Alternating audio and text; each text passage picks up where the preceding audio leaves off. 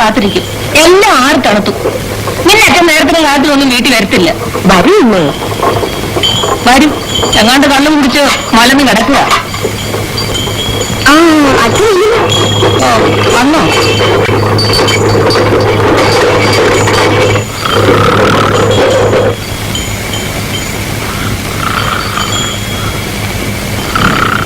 കേട്ടോ അങ്ങോട്ട് എഴുന്നേറ്റേ.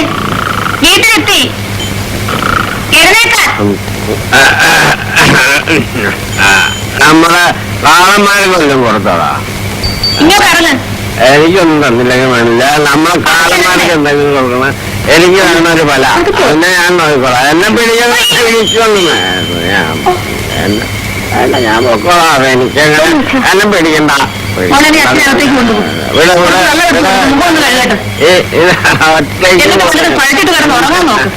അങ്ങനെ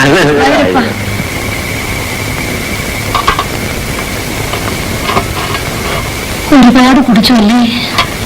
എന്തിനാ ഇങ്ങനെ വാശി കളയുന്നത്? പെണ്ണിനെ ഒരുത്തന്റെ കൂടെ പറഞ്ഞയക്കാനുള്ള സമയമായി. ഈ കാശ് കൊടുത്താൽ കൊച്ചിന് കാതിലേക്കോ കഴുത്തിലേക്കോ എന്തെങ്കിലും എമിച്ചുണ്ടേ? അല്ല, പാത പോയിട്ട് 1 വർഷത്തോളമായല്ലോ.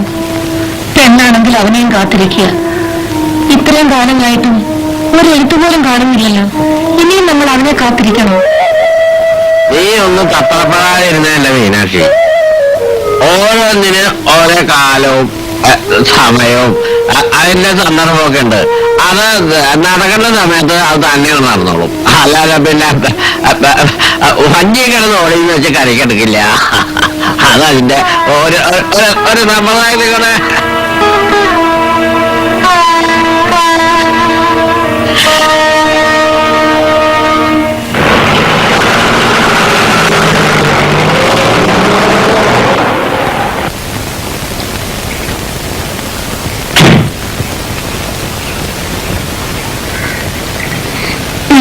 നമസ്കാരം. അകത്തേക്കിരിക്കൂ.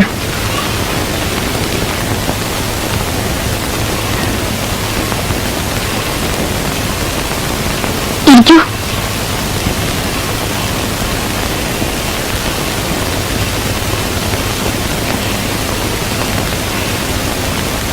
നമസ്കാരം. നമസ്കാരം. മിസ്റ്റർ കൈമൽ, ഈ വിവാഹാലോചന കൊണ്ടുവന്നപ്പോൾ തന്നെ പെണ്ണ് കാണൽ എന്ന ചടങ്ങ് ഇന്ന് തന്നെ നടത്തിക്കളയാമെന്ന് തോന്നി. കാരണം ഞാൻ ആ സ്റ്റേറ്റ്സിലേക്ക് പോവുകയാണ്. അവിടെ സൈക്യാട്രിസ്റ്റുകളുടെ ഒരു കോൺഫറൻസ് ഉണ്ട്. ഇതാണ് മിസ്റ്റർ പ്രഭാകരൻ. ഹലോ.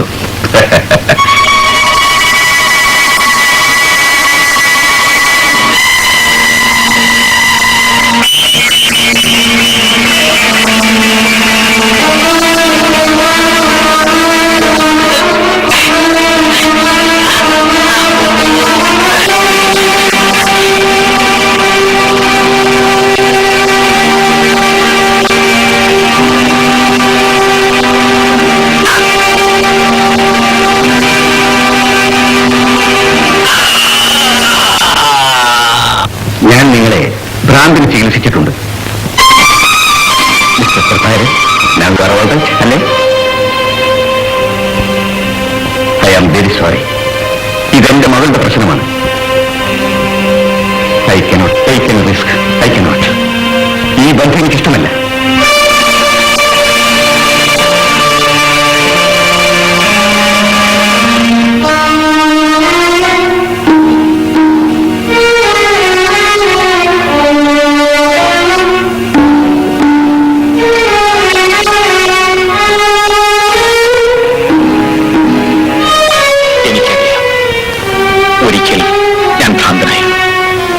സ്നേഹമുള്ള ഒരു അച്ഛനും അമ്മയും എനിക്ക് പെണ്ണ് തരില്ല.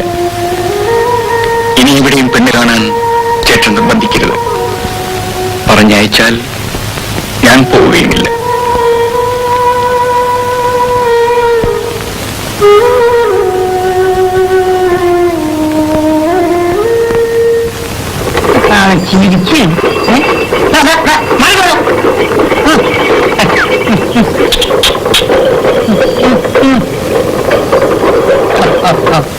ആവശ്യപ്പെട്ടു. ആവശ്യപ്പെട്ട ആവശ്യപ്പെട്ട ആവശ്യപ്പെട്ടു. കടുപ്പത്തിൽ ഞാൻ കുറച്ചിട്ട് ഒരു ചായ കുടിക്കുന്നു. ചായ ചായ ഇല്ല. പഞ്ചസാര ഷുഗർ ഇല്ല എനിക്കല്ലേ? ഉണ്ട്. അന്നവിടെ എടുത്തോ. ചായ ഇല്ല. അപ്പൊ പിന്നെ പാലില്ലായിരിക്കും. പാലും ഉണ്ട്. പാലും ഉണ്ട്. ഓ, ചായപ്പൊടി ഇല്ലായിരിക്കും. ചായപ്പൊടി ഉണ്ടല്ലോ. പിന്നെന്താ ഗ്ലാസ്സില്ലേ? ഗ്ലാസും ഉണ്ട്. നമ്മുടെ എടുത്തോ. നിനക്ക് ഇവിടെ ചായ ഇല്ല. നീ ഇവിടുന്ന് പലപ്പോഴായി 5 ചായ കുടിച്ചിട്ടുണ്ട്.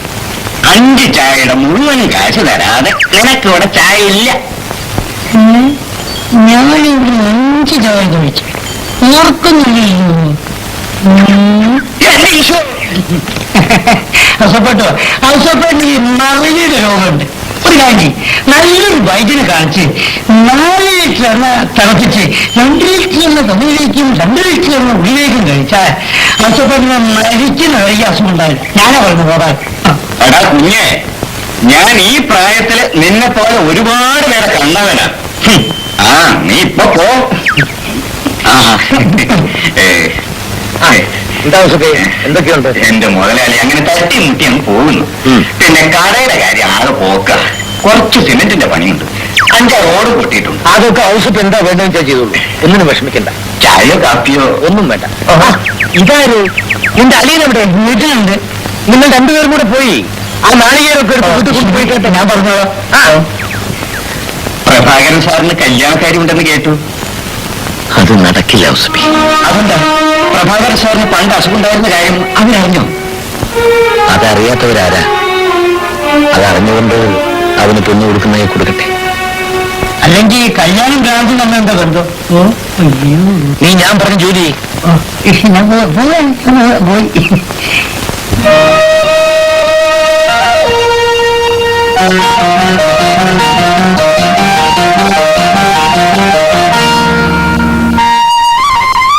ശങ്കരനില്ല ഇവിടെ? ആരാ മനസ്സിലായില്ലെന്ന്? അല്ല, ഇത് ആരായി വന്നേക്കുന്നത്? പിന്നെ എനിക്ക് ആളെ മനസ്സിലായോ? ഇല്ല. നമ്മുടെ പഞ്ചായത്ത് ഓഫീസ് പുതിയതായി മാറി വന്ന ക്ലർക്കാ. സാറെ പേരെന്താന്ന് ഞാനങ്ങോട് മറന്നുപോയി. ബാബു. ആ ബാബു സാറ്. മോളെ ബാബു സാറിന് ഒരു കസേര എടുത്ത് കൊടുക്കും. വേണ്ട, ഞാനൊരു കാര്യം പറഞ്ഞിട്ട് പോകാന്ന് വെച്ച് വന്നതാ. എന്താ സാർ കാര്യം? രാവിലെ എനിക്ക് കുറച്ച് പാല് വേണം. അത്രയുള്ളൂ. ഞാനങ്ങോട് കൊടുത്തു വെച്ചോളാം. സാറെവിടെ താമസിക്കുന്നത്? പഞ്ചായത്ത് ഓഫീസിനെതിരുള്ള വീട്ടിലാ. പാൽ അങ്ങോട്ട് കൊടുത്തയച്ചാൽ മതി. കൊടുത്തയക്കാം സാറേ. ആ, അഡ്വാൻസ് ചെയ്ത് വെച്ചോളൂ. പോരായിരുന്നു. എപ്പോഴായാലും തരണമല്ലോ.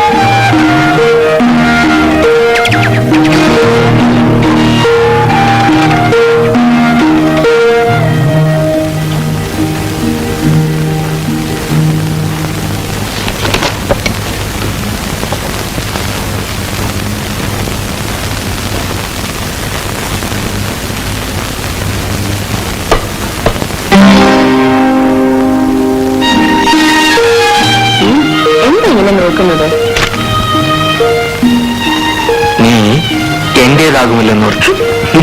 ആയില്ലല്ലോ. ആയില്ലേ? ആ, നീ പാലെടുത്ത് സ്റ്റൗവിലേക്ക് വയ്ക്കും. ഈ പാല് തിളപ്പിച്ച് പഞ്ചസാരയിട്ട് കൊണ്ടുവന്നിരിക്കുകയാണ്. പിന്നെ അമ്മ നല്ല ഇഡ്ഡലി വന്നു വെച്ചിട്ടുണ്ട്. അവിടെ ഇരിക്കണം. ഞാൻ വിളമ്പി തരാം. ഇന്നെന്താ വിശേഷം? ഇന്ന് എന്റെ പിറന്നാള. എന്നിട്ട് അമ്പലത്തിൽ പോയില്ലേ? കുറിയില്ലല്ലോ. കുറി ബാബുവേട്ടൻ തൊട്ടെന്നാ മതി.